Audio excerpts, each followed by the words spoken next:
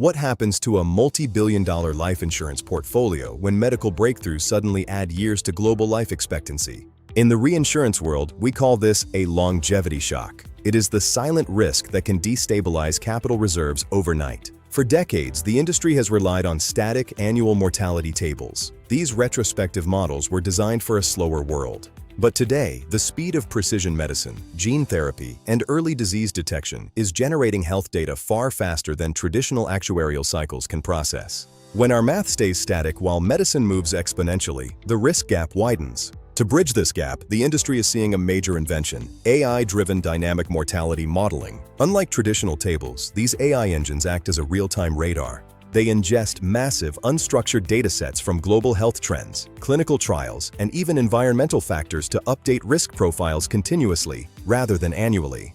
The secret sauce of this advancement is its focus on leading indicators, instead of reacting to profit or loss after the fact. These models track the percentage change in the number of insured lives across highly specific aging cohorts in real time. By spotting these volume shifts early, carriers can identify a longevity trend before it ever impacts the balance sheet.